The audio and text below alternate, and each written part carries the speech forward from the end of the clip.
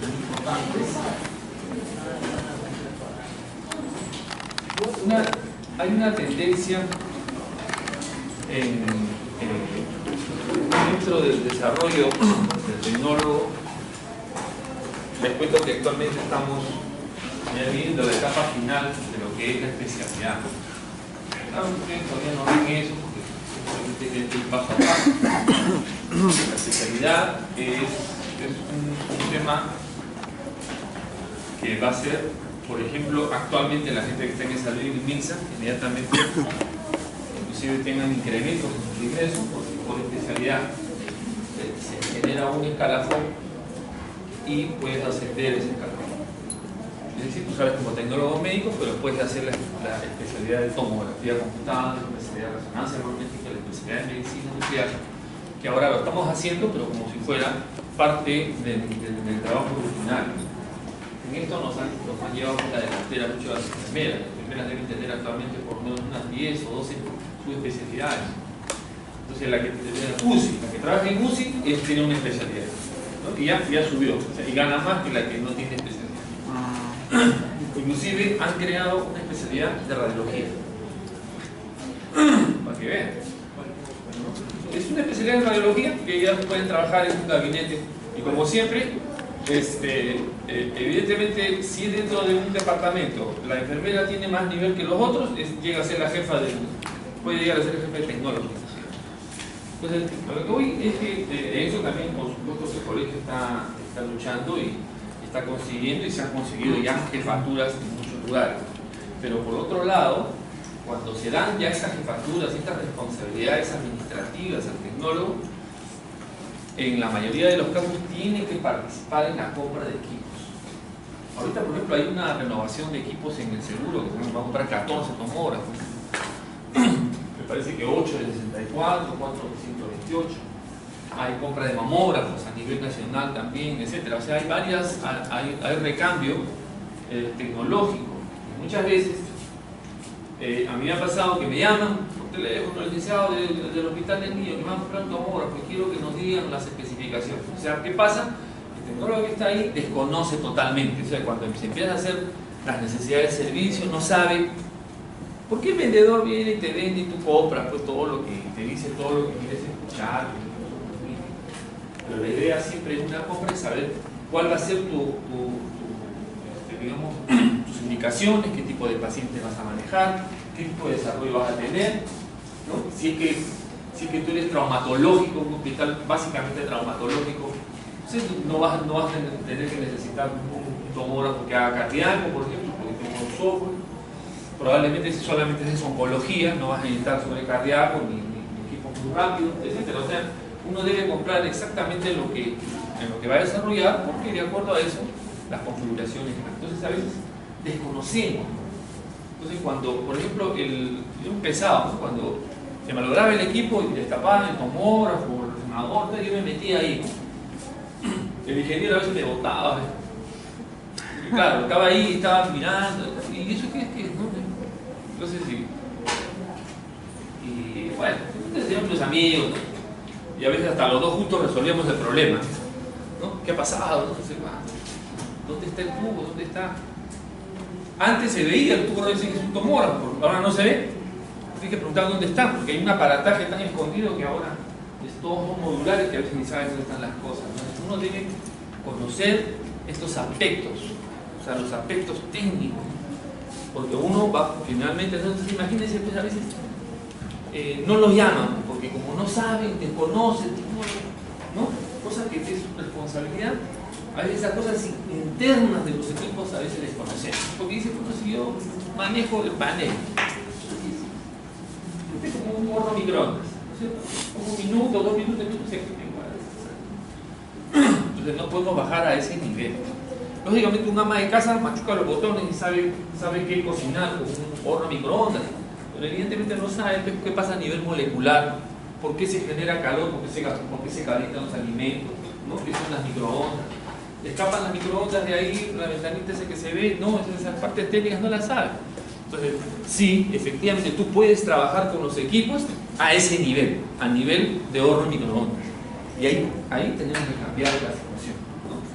Entonces vamos a ver algunos aspectos interesantes del equipamiento. No vamos a verlo todos los aspectos, pero sí los que son relevantes, especialmente cuando compramos equipos, cuando queremos ver la capacidad de los equipos, la potencia de los tubos, por ejemplo.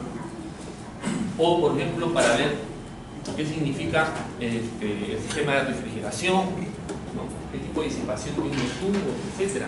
Es muy importante la carga de trabajo, todas esas cosas cuando se hacen licitaciones, se hace en hospital.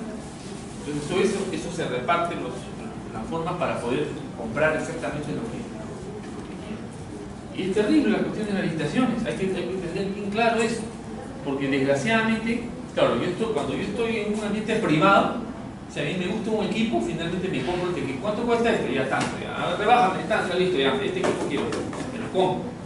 Pero desgraciadamente el Estado no es así, tan es así, que hace poco, por ejemplo, en Neoplástica, yo hablé con el director, estamos en una licitación, queremos un 64, me gusta tal marca, tal modelo, ese me gusta, o sea que lo he estudiado, lo he visto y me parece este modelo.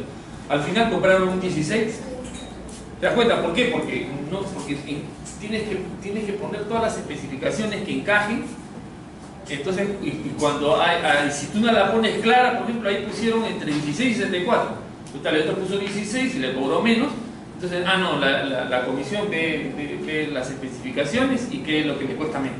Y al final, a veces no compras lo que quieres. Hay que saber esos aspectos. Hay que imbuirse, hay que meterse un poco más, dar ese paso más, ¿no? Comprometerse a veces con el desarrollo de la profesión. Por eso les decía qué importante es conocer estos aspectos, empaparse. A ver, en mi centro solamente hay equipo rayos X, hay mamógrafo, ¿no? ¿Para qué puedo meterme a escuchar cosas de tomografía? ¿No? Yo estoy tranquilo, yo cobro mi sueldo, otras cosas. Total, un día, ¡pum!, te llegó el tomógrafo. Eso ha pasado. Por años, los equipos del Ministerio de Salud por años han estado ahí. Hasta que un día, ¿y qué te diga? 64, repartido por todo el país. Hay equipos de 64, tomógrafos multicorte 128, algunos resonadores. No hay quien los maneje. Es más, habiendo gente, tecnólogos ahí, que lo dicen, no, ¿para qué puedo meter eso? Que me capaciten. No están preparados para eso. Me parece muy importante incentivar a que uno debe dar ese paso más, siempre así, no tenga ese con argumento te llega y en ese momento ahí empiezas a llamar a la gente, licenciado, a mí a veces en la noche me llaman, estoy de guardia, que tengo un bebito acá, con cuánto flujo le pongo, qué velocidad le hago, qué reconstrucciones hago, o sea, ¿te das cuenta? Entonces tengo que estar diciendo ya, ¿tu equipo qué tiene? Esto, ¿cuántos cortes tiene? ¿Cuántos? ¿Se dan cuenta? Así que hay que tener esta preocupación. Vamos a ver un poco el resumen. Primero, la parte, digamos, amplia. Recordemos que para generar rayos X necesitamos un circuito pequeño, primero, para generar justamente los electrones, estos proyectiles que nos van a servir la corriente que pasa por un pequeño devanado, un pequeño alambre, específicamente es delgado, tortuoso y delgado, para que con una relativa baja cantidad de intensidad de corriente eso se caliente. Eso es lo que se llama el efecto Joule. Los electrones van pasando por ahí, cuando se va calentando aumenta lo que se llama la resistencia, ¿ok? Se aumenta, se calienta. Es un pequeño alambre, pero que tiene unas aleaciones importantes, que tiene un alto punto de fusión, o sea, no se quema, no es como un foco de 50 watts, ¿no? Es un alambrecito que te resiste una buena cantidad de corriente, pero precisamente es el hecho delgado para que se ponga un tanto incandescente y los electrones, prácticamente los electrones estén como saliéndose del alambre. O sea, cuando empieza la resistencia, aumenta la resistencia, cuando se calienta aumenta la resistencia, o sea, es más difícil pasar los electrones entre ellos, ¿no? Y eso es importante porque prácticamente empiezan como a chispear, ¿no? Los electrones están como que saliendo del alambre, ¿no? Empujándose entre ellos y saliéndose un poquito, separándose un poquito, están chispeando ahí. Algunos le llamaban nube electrónica, pero mucho cuidado que ese término se puede confundir con la disposición de los electrones dentro del átomo. Entonces, allí es lo que se llama una emisión termoiónica, ¿no es cierto? Debido al calor, ¿no es cierto? Estos electrones están ahí clavados. Evidentemente, ahí todavía no hay rayos X, y nosotros lo que hacemos, ese es el cátodo, lógicamente, hay que ponerle una diferencia de potencial, ¿no? Ahí le damos, ahí en ese momento va a ganar lo que se llama la energía cinética de los electrones, ¿no es cierto? Y van a ser como succionados con una fuerza dependiendo de esta diferencia potencial que nosotros usamos a niveles tan altos como 140 kilovoltios, 120 kilovoltios, 100 kilovoltios dependiendo. Eso le da una fuerza intensa. Y lógicamente los electrones van a ser arrojados sobre el átomo, sobre el ánodo, que es un metal, ¿no es cierto? Es rico en átomos. Y un metal, como tiene un número atómico alto, es rico en electrones también. O sea, tenemos que generar la más alta probabilidad de interacción de los electrones que salen de aquí con los electrones que van a llegar al ánodo. Como está magnificado un poquito el ánodo ahí, ¿no es cierto? Es un metal que está girando, generando una corona de superficie, los electrones van a chocar por ahí. Y nosotros ya hemos visto esta parte, nosotros la debemos conocer perfectamente. Ayer tuve una entrevista de trabajo, lo mismo, o sea, que esto no me falla. He trabajado acá, he trabajado allá, no sé cuánto, mi currículum, metes aquí, sí, yo he visto tomografía, muy bien, perfecto. Ahora, licenciada, ¿le puedo hacer una pregunta? ¿Una preguntita le puedo hacer? ¿Cómo no? ¿Cómo se forman los rayos X? Esa no me falla. El 90% no me puede explicar. Es increíble, para mí esto es increíble. A ver, ¿usted qué señor? Yo soy hematólogo. Muy bien, a ver, dígame, ¿qué es un glóbulo rojo? Espérate un ratito, glóbulo rojo, ¿no? Sí, pues, esa está en la sangre. O sea, no puede ser, nosotros todos los días trabajamos, ¿cómo no vamos a explicar? Y arrancan, ya las conozco ya. Claro, sí, miren, el carro. No, el ano. Sí, el ano. No, el carro. Entonces, sale una luz, pucha, ya, cuando empiezan con la luz, hay uno que me explicó con rayo láser, ¿no? O sea, qué falta de amor a las cosas que uno hace, la verdad que me conmueve, que vayan a buscar trabajo y le hagan yo esa pregunta. Se estarán preparando, que yo le pregunte cosas de resonancia, ¿no? ¿Qué es eso? Ahora, eso de que los electrones salen del ánodo, chocan al metal y salen los rayos X, eso es para el público en general. Nosotros no podemos quedarnos ahí. Nosotros tenemos que saber qué pasa a nivel atómico. Y estar bien claro de eso, clarísimamente. Actualmente, claro que todo esto lo que estoy hablando es para incentivar, eso es lo que tiene que hacer un docente. Yo no les vengo a transmitir información. Todo está en internet, todo, ¿no es cierto? Yo les vengo a decir mi visión de la radiología y mi experiencia, punto. Pero información les voy a dar, imposible, porque información lo tienen. Ahora más que antes. Antes nosotros nos cayó un librito y sacamos fotocopia. No había manera, si no tenías el libro no tenías nada. En cambio ahora te machucas dos, ya está, salió todo lo que quieras, puedes tener en internet. Hasta ahí demasiado. El problema es que no lo comprendas. O sea, que nuestro país tenga un problema en comprensión de lectura, ya es bravo, ¿no es cierto?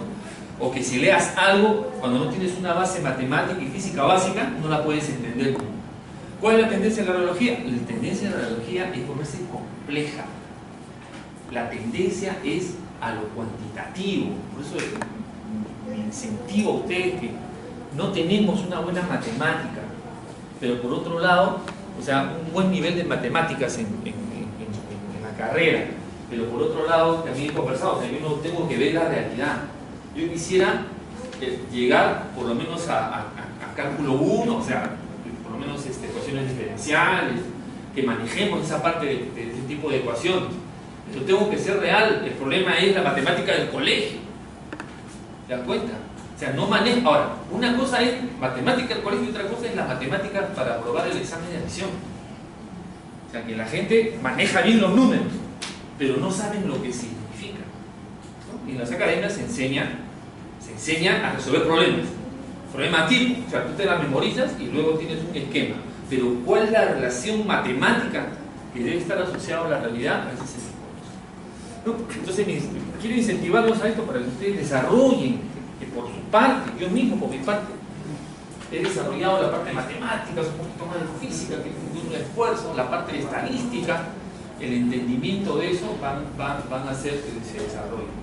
En muchos centros el médico radiólogo no maneja, el tecnólogo no maneja y se acabó, no hace. Hay equipazos, equipos hacen cerebrito, columnita, no hacen perfusión, no hacen difusión, o sea, tienen un equipazo y no lo desarrollan, porque no lo conocen. Y para conocer tengo que conocer las bases fundamentales que generan la imagen. Como digo, ¿por qué la tendencia en radiología a lo cuantitativo? Por evitar el error. O sea, esa es la tendencia. La tendencia es, por ejemplo, actualmente hay software, y que ya, yo no le estoy hablando que lo he visto en Estados Unidos, yo he trabajado con software que pueden detectar nódulos pulmonares. Pero mucho cuidado, es una máquina. Es muchísimo, me acuerdo, la primera vez que hicimos ese software lo probamos, en los pulmones encontramos como 207 nódulos. Lo que pasa es que tú tienes que conocer, o sea, entender que donde hay puntitas, donde hay engrosamientos vasculares también lo detecta, pero o sea, no es total 100%, digamos, el software que te saca los nódulos. Tú tienes que tener el conocimiento de qué significa lo que estás haciendo. Muy bien, entonces nosotros debemos saber perfectamente a nivel atómico qué es lo que sucede. Tenemos las dos formas, estamos resumiendo rápidamente para tener un cuerpo de las cosas. Tenemos una alta intensidad de energía cinética cuando los electrones pasan muy cerca al núcleo atómico, que es positivo. Hay una fuerza electrostática entre el núcleo y estos electrones y son como que jalados, ¿ok? Como que los cambia de dirección. A eso nosotros le llamamos la desaceleración. El mismo cambio de dirección también le genera un cambio en la velocidad. O sea, se desaceleran los electrones cuando pasan por los confines del núcleo. Ahora, ¿esa desaceleración va a ser igual para todos? No, porque algunos estarán más cerca del núcleo y los otros más lejos del núcleo, ¿no es cierto? Por lo tanto, uno se desviará mucho, ¿no es cierto?, generando en esa diferencia un fotón de rayos X generado por la diferencia de la energía que perdió. Al estar tan cerca, es tan desacelerado que hay una gran cantidad de energía que se perdió y esa se convierte en un fotón. Y ese fotón tiene una alta energía. Pero el que está más lejos, ¿no? El que está más lejos es desacelerado menos, ¿no es cierto? Por lo tanto, pierde menos energía y por lo tanto generarán fotones de diferente intensidad, ¿no es cierto? Es evidente que los electrones que se encuentren entre las energías más altas y más bajas tendrán energía proporcionales a sus posiciones y a sus desaceleraciones. Por eso que a esto se llama la relación de frenado doble extraño. Y nosotros podemos tener un espectro continuo, o sea, diversos valores, ¿no? Diversos valores de intensidad. Por eso cuando nosotros con eso vamos a generar una curva, vamos a ver que tenemos una gama de energía, de fotones, dependiendo de cuál es su localización.